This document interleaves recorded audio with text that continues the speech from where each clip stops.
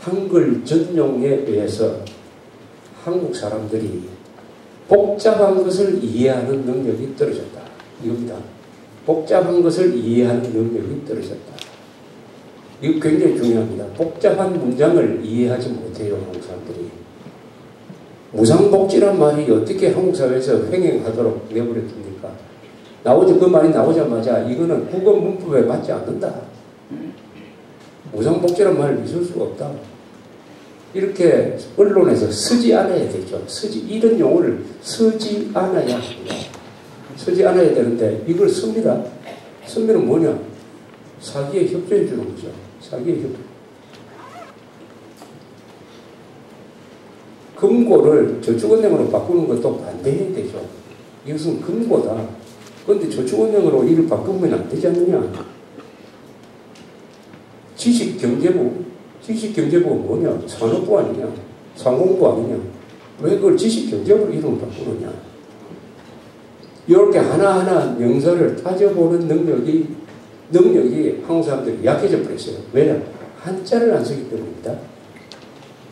한자를 안 쓴다는 말은 내가 여러 번 강조해서 귀가 아프실 지경이지만은 한 번 더 요약을 하면은 명사를 한글로 표기하기 시작을 하면은 그 단어는 첫째 소리가 되든지 암호가 됩니다. 염리동이라고 되어 있습니다. 마포에 가면 염리국민학교 초등학교 이렇게 되어 있습니다. 염리동. 염리 뜻이 있습니까? 한글로 쓰면 염리 뜻이 있습니까? 뜻이 없으면 뭡니까? 소리입니다. 암호입니다. 소리 암호는 말이 아닙니다. 말이 아니에요. 모든 언어는 뜻이 있어야 됩니다. 뜻없는 말은 소리입니다. 염리동. 한자로 써야 의미가 알려지는 거죠. 그 염자가 무슨 염자인지 아십니까? 소금 염자죠. 그거 잘 아시네요. 소금. 서울에 오셔서 소금. 왜? 마포에 옛날에 소금배가 들어왔다. 그러면 그 말 하나로서 역사를 이야기해 줍니다. 역사를. 모든 지명은 역사와 전설과 뭐를 담고 있어요. 담고 있다. 사람 이름에 다 뜻이 달려있다. 세상에 의미 없는 이름은 없어요. 아니, 의미 없는 이름을 지을 것 같으면 그렇게 획자 따질 필요가 없습니까? 의미 없는 이름을 지으려면 그라고 하든지 아라고 하든지 소리를 붙이면 되는 거 아닙니까? 사람 이름은 다 의미가 있고 사람 이름만 그렇겠습니까? 모든 명사는 다 의미를 포함하고 있는데 한글 전용으로 가면서 명사에서 의미를 빼버렸다. 즉 암호가 되었다. 소리가 되었다. 그 다음 두 번째입니다. 그러면 이런 언어 생활을 많이 하게 되면 어떻게 되느냐? 암호로 쓰여진 문장을 읽으면 읽을 수는 있어요. 의미가 파악이 안 됩니다. 즉 과학책, 물리학책, 화학책, 역사책, 철학책 이거 읽으면 읽을 수는 있어요. 발음은 돼요. 의미가 안 됩니다. 의미가 안 통해져요. 의미가 지금 국민학교, 과학교 와서 읽어보면은 고등학교 과학교 가서 읽어보시면은 읽을 수는 있는데 이게 무슨 말인지를 몰라요. 한자로 안 썼기 때문에. 자, 이런 생활을 우리가 40년 동안 해왔다. 그러면은 그런 언어 생활을 하기 시작하면 첫째, 복잡한 문장을 이해하지 못합니다. 복잡한. 전문 서적을 읽을 수가 없어요. 읽을 수는 있는데 의미가 안 통합니다. 문해력이 약해집니다. 문장 해독 능력이 문명국가에서 한국이 최저라는 통계가 이미 나와 있어요. 그러면 뭐냐? 사기에 잘 넘어간다. 사기꾼이 말을 복잡하게 해버린다. 그죠? 말을 복잡하게, 의도적으로 말을 복잡하게 해놓고 계약서도 복잡하게 쓰고 여러분 보험약관 뒤에 한번 읽을 수 있습니까? 읽으면 그 의미 파악이 됩니까? 무슨 펀드 계약을 할 때 그거 읽어보신 적 있습니까? 읽어보셨더라도 그 의미 파악됩니까? 그럼 무조건 도장 찍었다. 읽기 싫으니까. 아니 한국어가 외국어가 돼버렸어요. 한국어가 한글 전용을 하면서부터 그거 읽는 게 영어 읽는 것보다 더 어렵게 되고 있어요. 그럼 안 읽는 거예요. 안 읽으면 누구냐? 바로 사기꾼들한테 잘 넘어가는 거예요. 거기에 뭐 문장 하나 아주 묘하게 딱 넣어놓고 이러면은 한국은 한글 전용을 하면서 구조적으로 사기에 잘 넘어가는 어느 생활을 하고 있는 것입니다. 이것을 잘 이용하는 게 사기꾼, 종북 세력, 이런 사람들이죠. 종북 세력. 김대길 친일파다. 그것이 왜 논리적으로 엉터리냐 하는 걸 몰라요. 자, 조지 워싱턴, 또 옛날에 군인이었어요. 어느 군인이요? 영국 식민지 정부의 군인이었습니다. 그러면 조지 워싱턴은 친정파네요. 친정파. 그럼 워싱턴 기념관, 워싱턴 동상 다 때려 부숴야지. 친정파니까. 이 기독교인들이 예수다움으로 제일 존경하는 사람이 사도 바울이라는 사람. 사도 바울은 뭘 했습니까? 기독교인 잡아 족치는 사람 아니었습니까? 그러면 저자는 사도 바울이 아니라 기독교의 적이다. 기독교의 적 바울 이렇게 표기하는 거하고 마찬가지 아닙니까? 김백일 장군은 34살 34년 동안에 왕군 장교였던 적은 한 4년 돼요. 4년. 나머지는 다 애국자입니다. 종합적으로 판단을 해야지. 그 4년만 딱 보고 친일파다. 아니 사람한테 친일파라고 붙일 수가 있습니까? 친일파를 하죠. 그럼 친일파였던 적도 있고 애국자였던 적도 있는데 애국자였던 기간이 더 길다. 이러면 이 사람 평가를 어떻게 해야 됩니까? 한때 친일파였으나 나라가 만들어진 이후에는 최고의 애국자였다. 이렇게 써야 되는 거 아닙니까? 그걸 딱 줄여가지고 친일파 김백일. 이 말은 완전히 명예훼손입니다. 명예훼손이고 선동이고 거짓말이고. 독재자 이승만.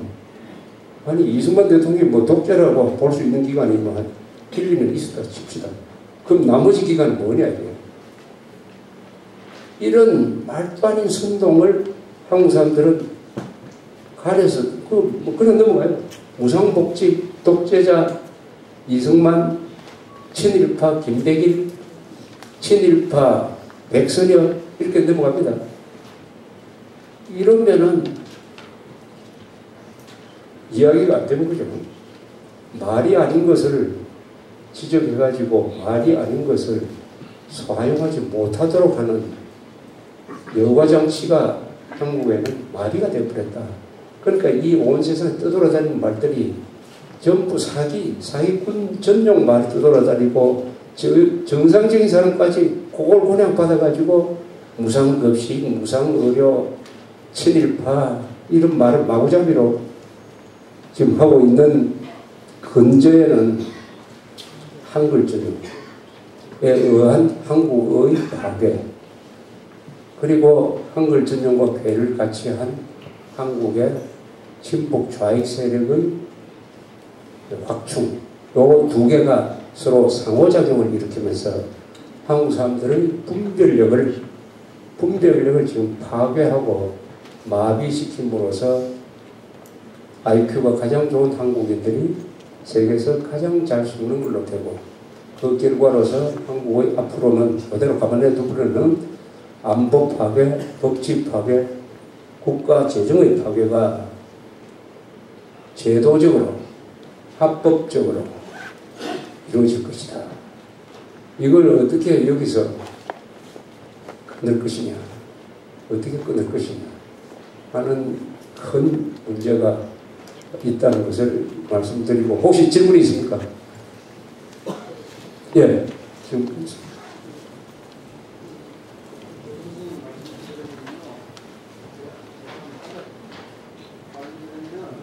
큰 소리로 해요.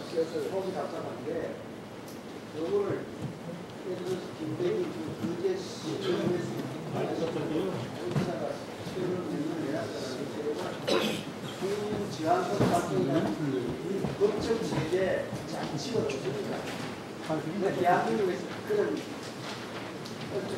말이 안 되는 짓을 하도록 가만히 두느냐 하는 것이 너무 가슴이 답답합니다. 김백일 장군 저 사건은 원래 이 민간인들이 거제시의 허가를 받아가지고 만든 겁니다. 그러니까 저 건물을 만들 때 법적 하자가 없어요. 그런데 일부 단체들이 침입하라고 들고 일어나고 의회가 저런 결의를 하니까 거제시가 그 만든 사람한테 어디를 좀 해달라, 좀 이거 해결 좀 해달라 이렇게 해요. 그런데 경남도가 여기 또 끼어들었어요. 경남도는 그게 무슨 문화재로 지정된 그 지방문화재 같은데 포로수용소가 아마 지방문화재문이에요. 포로수용소 경내에 있을 때는 그걸 만들 때 미리 영향 검토를 해야 되는데 그것을 안 했다. 요걸 딱 잡아가지고 이전 내지 철거하라고 이렇게 행정명령을 내렸습니다.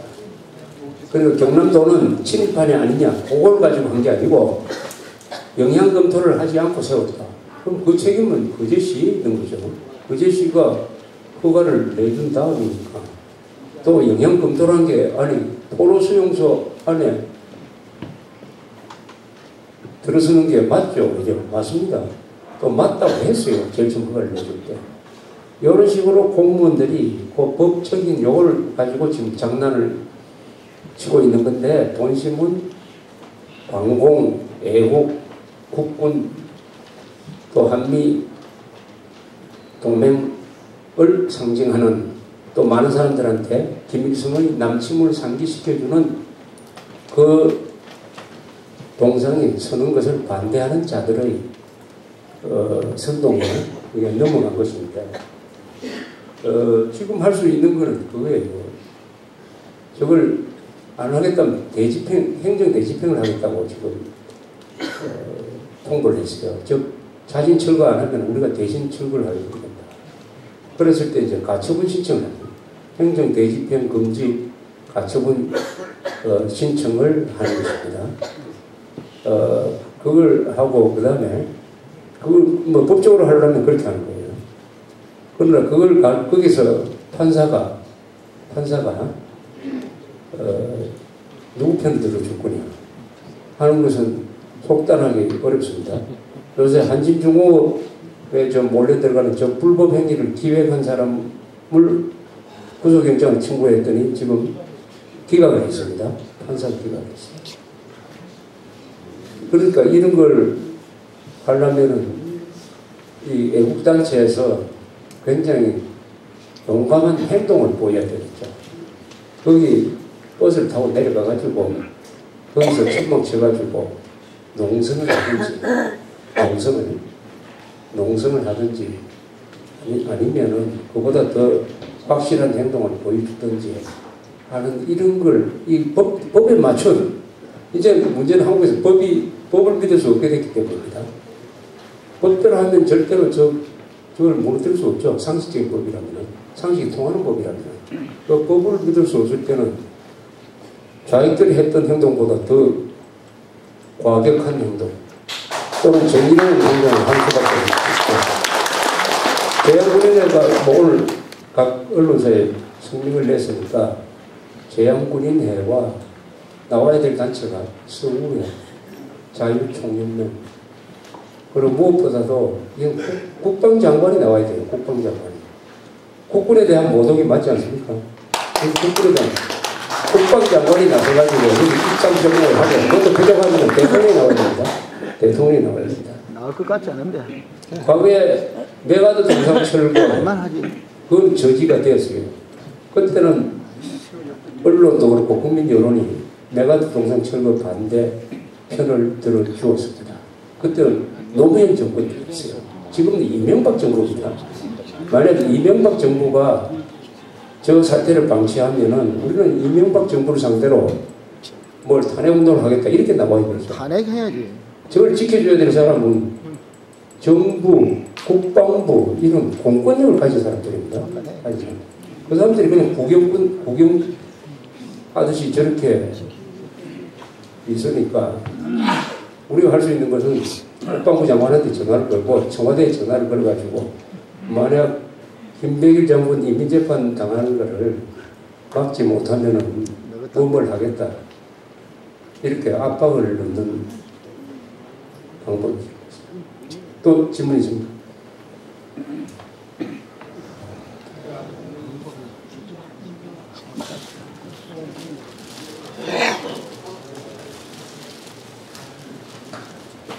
없으면은 시간도 다 돼서 여기서 끝내겠습니다. 감사합니다.